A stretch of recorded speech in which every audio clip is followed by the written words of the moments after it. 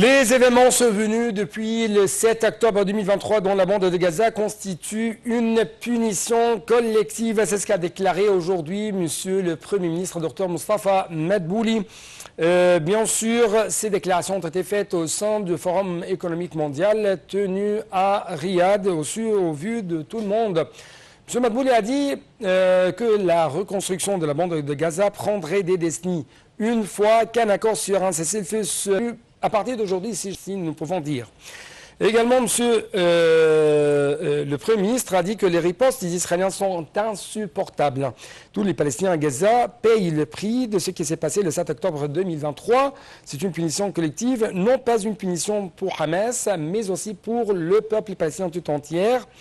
Bien sûr, comme vous savez, c'est presque 34 000, plus quand même de 34 000 Palestiniens sont tués par les atrocités et la machine infernale de la guerre israélienne.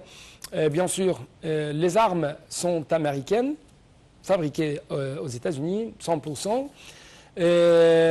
Donc, on trouve également que, alors que l'Égypte soutient toujours la cause palestinienne, la résistance palestinienne, mais aussi l'Égypte, le Premier ministre égyptien a dit que l'Égypte est tout à fait contre toute attaque et toute agression contre les civils. Donc c'est une position honorable à remarquer pour la direction égyptienne. Un reportage, après ça, on va bien sûr savoir autre activité très active de la part de la délégation égyptienne au Forum économique mondial de Riyad.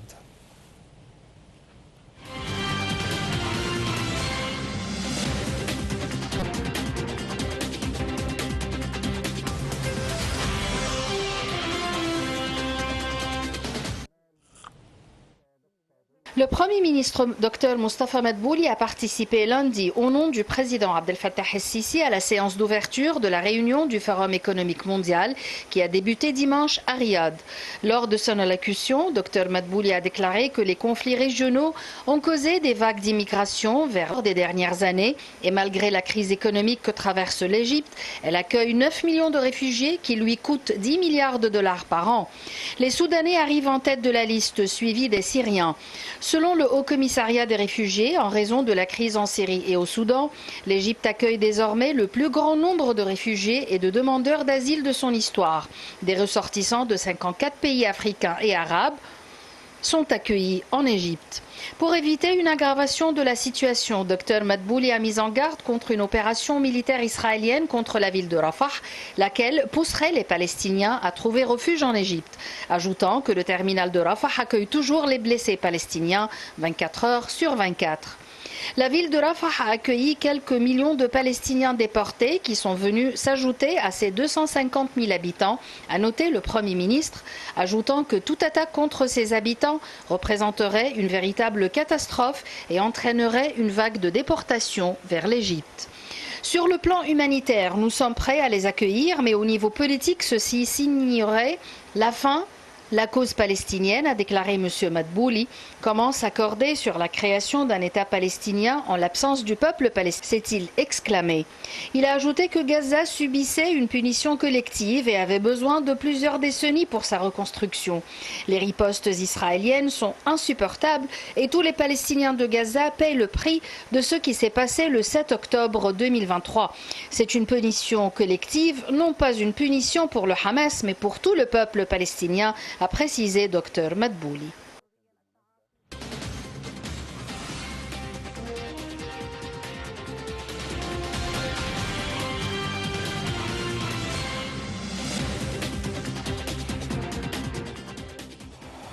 Oui, bien sûr, l'Égypte absorbe toujours les répercussions des crises, des conflits, des bombes qu'a subi, bombes humanitaires malheureusement qu'a subi le Proche-Orient et la région africaine.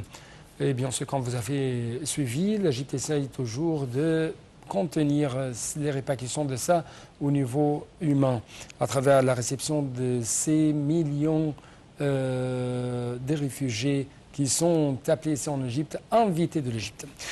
En fait, le ministre égyptien des Affaires étrangères, Samah Shoukry, a participé également à la séance intitulée Moyen-Orient sous pression, et ça dans le cadre des activités du Forum économique mondial de Davos.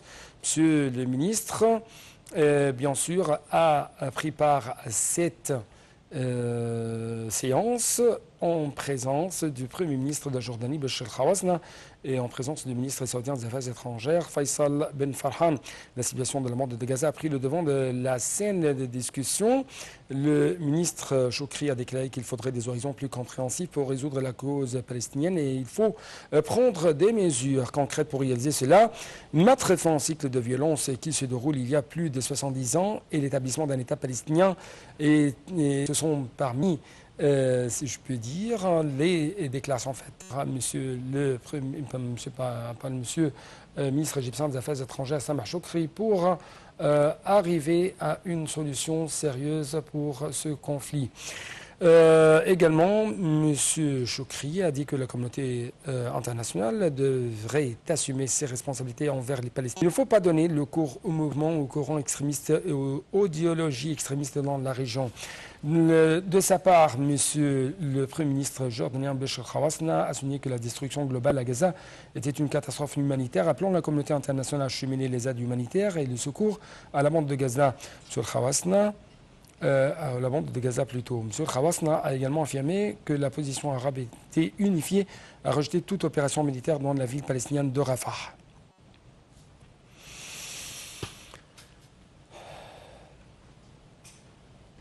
Également, toujours dans le cadre de ces activités dans le Forum économique mondial tenu à Riyad, le ministre égyptien des Affaires étrangères, Samah Shoukry, a rencontré son homologue britannique en marge des réunions tenu à Riyad. Shoukry a souligné l'importance de l'action internationale pour parvenir à cesser le feu immédiat dans la bande de Gaza en parallèle avec la relance du processus de paix, la relance du processus de deux États.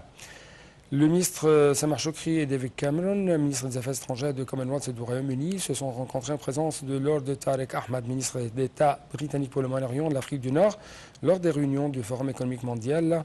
Et cette déclaration a été faite par le porte-parole du ministère des Affaires étrangères, Ahmed Abouzeb.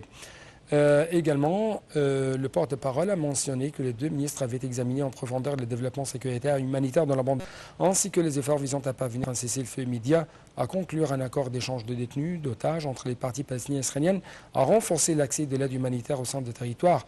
Dans ce contexte, les deux ministres ont convenu de l'importance de capitaliser sur l'élan actuel de la question palestinienne pour relancer un processus politique efficace pour une solution politique globale fondée sur la solution à deux États.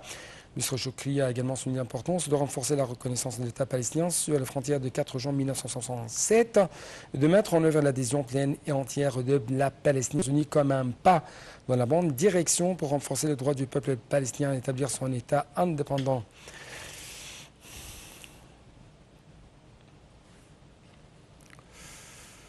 Également, on trouve que M. Samah Shoukry, le ministre égyptien des Affaires étrangères, a rencontré le ministre des Affaires étrangères de Bahreïn en marge du Forum économique mondial à Riyad.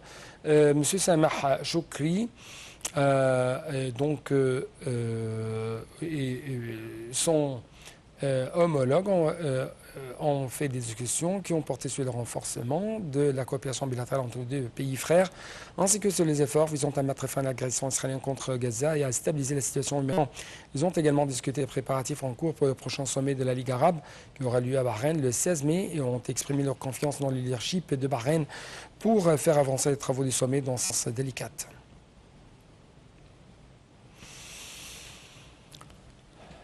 Et donc, avant de prendre quelques analyses, je dois vous rappeler qu'une délégation du Hamas en Égypte est ici pour répondre aux propositions d'Israël sur la trêve. Donc, un reportage. Après ça, c'est le temps des analyses.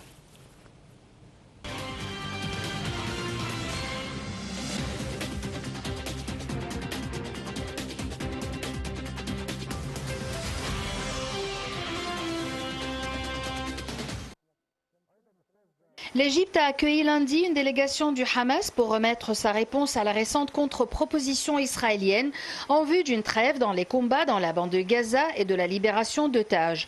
La délégation emmenée par Khalil El-Hayya, membre du Hamas, devra rencontrer de hauts responsables égyptiens pour discuter et remettre la réponse du Hamas. Le Hamas avait indiqué avoir reçu samedi la contre-proposition faite par Israël dans le cadre de la médiation de l'Égypte et du Qatar. Cette délégation doit aussi discuter d'une nouvelle proposition égyptienne. Le Hamas est prêt à discuter de façon positive de la nouvelle proposition égyptienne et souhaite parvenir à un accord garantissant un cessez-le-feu permanent, le retour volontaire des déplacés, un arrangement acceptable pour un échange de prisonniers palestiniens contre israéliens et la fin du siège de la bande de Gaza, a indiqué une autre source du Hamas. L'atmosphère est positive, sauf nouveaux obstacles posés par Israël, a indiqué un responsable du Hamas. Aucun problème majeur n'est soulevé dans les observations et les demandes que soumettra le Hamas au sujet du contenu de la proposition lors de cette réunion, a-t-il ajouté. Il s'agit d'une proposition élaborée par l'Égypte et amendée par Israël. Elle avait été présentée en réponse au Hamas qui, mi-avril, insistait sur un cessez-le-feu permanent dans la bande de Gaza. Une hypothèse qu'Israël refuse d'envisager. Les détails de la proposition seraient filtrés, mais d'après un site d'information américain qui cite des responsables israéliens, elle inclut la volonté de discuter de l'établissement d'un calme durable à Gaza. Parallèlement, la pression interne sur le gouvernement du Premier ministre israélien Benjamin Netanyahou ne cesse de s'accentuer, à l'image d'une station samedi soir qui a rassemblé à Tel Aviv des milliers de personnes qui exigent la libération des otages. En tournée au Moyen-Orient pour promouvoir une trêve, M. Blinken est arrivé lundi en Arabie Saoudite où se tient une réunion spéciale du Forum économique mondial au sujet du conflit.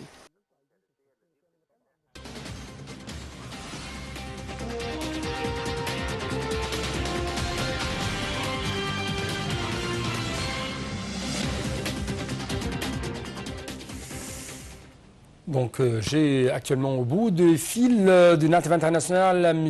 Hani Abdelaziz, l'ex-sous-secrétaire des Nations Unies dans le domaine